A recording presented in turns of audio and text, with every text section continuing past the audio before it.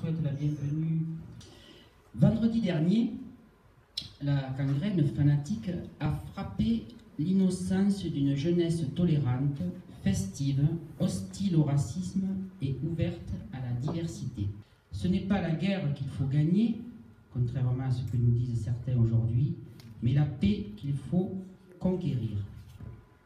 Pour tous ceux qui ont perdu la vie, je vous demanderai de vous lever et de respecter une minute de silence.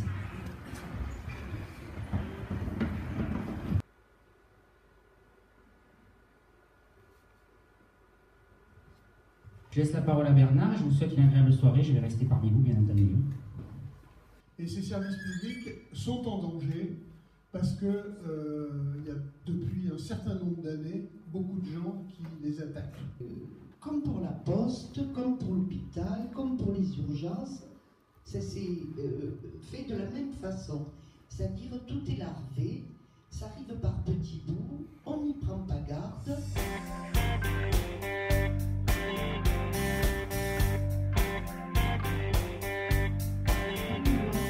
Je suis pour que l'argent public n'aille qu'au service public. C'est-à-dire que tout ce qu'on donne au privé, dans quelque domaine que ce soit, l'État le récupère. Alors je suis bien consciente que ce n'est pas les régions qui vont, une région toute seule, qui va pouvoir faire ça.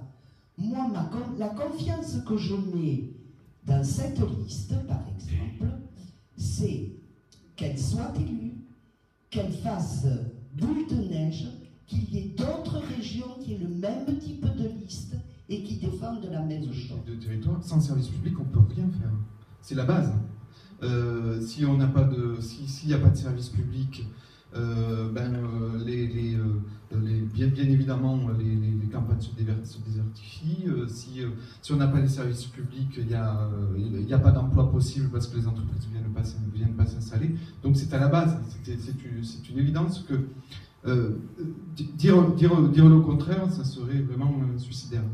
La région en tant que telle n'a pas vraiment la compétence pour aller vers le développement des services publics. Par contre, la région peut mettre les conditions pour.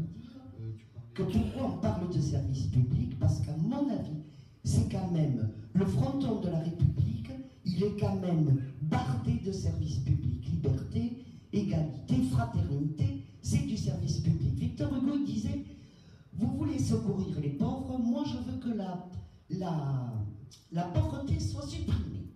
Donc, moi je suis dans cet esprit-là. La charité ne m'intéresse pas, la solidarité, oui. Qu'est-ce qu'on veut faire de cette région? Est-ce qu'on veut faire une région solidaire et harmonieuse, ou est-ce qu'on veut faire de cette région une région au service des industries, du capital et de la production, de la productivité à tout va? Le choix, il est entre ça. Et les services publics aujourd'hui sont le seul instrument pour donner la même chance, les mêmes services bien sûr, mais les mêmes chances à toute la population. C'est le pilier aujourd'hui essentiel. Donc, si on est élu ou si on est candidat de gauche, écologique et social, on est forcément pour la défense des services publics.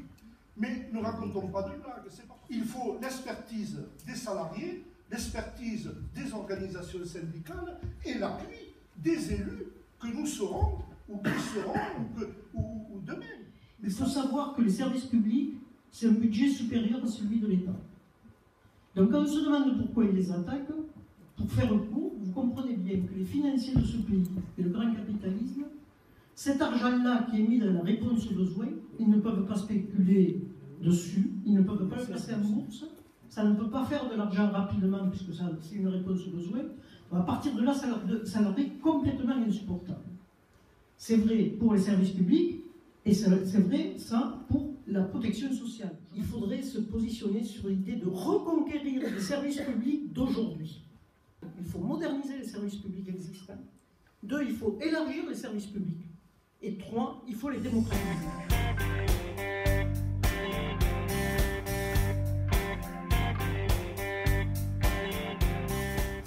Il y a des questions à trancher. C'est-à-dire, bon, où c'est comme la limite et où c'est comme le curseur. dans la transition énergétique, où c'est qu'on met le curseur. Dans la décroissance, la croissance, pas de croissance, est-ce qu'on laisse crever les gens de faim parce qu'on pollue trop? Est-ce qu'à Rodez, on va arrêter demain 2000 salariés parce que le diesel ça pollue, sans rien leur promettre? Moi, je veux dire à certains qui viennent expliquer à l'usine à Rodez, à mes camarades, qu'est-ce qu'ils vont faire demain si on détruit leur emploi? C'est simplement que ce qu'il faut faire, c'est de la planification, je pense. C'est là où il faut comprendre l'intérêt qu'on a à faire ça, c'est qu'il faut qu'on s'occupe de cette transition énergétique. C'est un secteur qu'on peut défendre, et dans la transition énergétique, on a des choses à faire. Mais les entreprises, elles ne vont pas fermer du jour au lendemain. Et c'est normal, on ne peut pas dire ça aux gens quand même. On ne peut pas dire on va tout fermer, on va mettre les familles sur le carreau, c'est pas ça en fait. Mais aujourd'hui, la planification, c'est devenu un gros mot aussi, et je pense qu'on ne pourra pas. Il faut le réutiliser ce mot-là. Il ne faut pas promettre. On est au niveau d'une région, on ne peut pas faire des promesses parce que cette liste est élue. Je pense que les gens doivent se mobiliser aussi, c'est ça. Je ne mettrai jamais en opposition la défense de l'emploi, la défense des entreprises, des salariés et l'environnement. Jamais.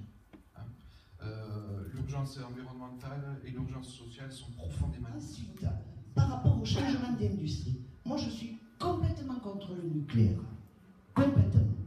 Mais bien sûr que être contre le nucléaire, ça ne veut pas dire foutons tous les gens à la peau. Dans les ressources renouvelables, il y a des emplois industriels à créer, très clairement. Et donc petit à petit, on ira vers ces emplois-là. Vous savez, moi je suis anti-nucléaire basique, mais je ne dis pas qu'il faut fermer les centrales nucléaires demain. Bien évidemment, ça serait complètement débile de dire qu'il faut fermer les centrales nucléaires demain. Par contre, il faut mettre les choses en place pour aller vers la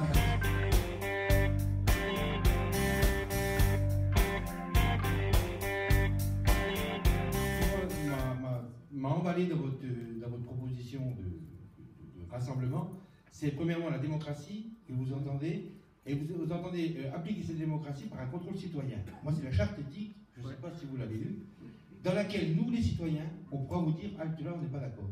Je crois que l'élu de terrain, à un moment donné, il va falloir qu'il comprenne qu'il faut qu'il retourne toquer à la porte de son citoyen, qu'il retourne le voir, qu'il retourne parler avec lui, qu'il recrée du lien social, parce que ça, il n'y en a plus.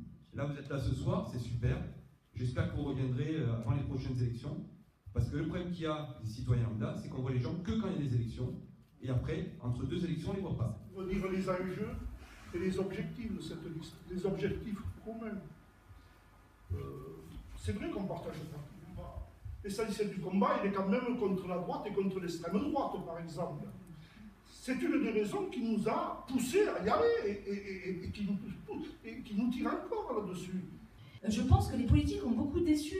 Parce qu'en fait, quand on a quand il en arrive comme ça pour un programme, on arrive à faire justement ces promesses et qu'on ne fait rien pour les mettre en place, mais rien.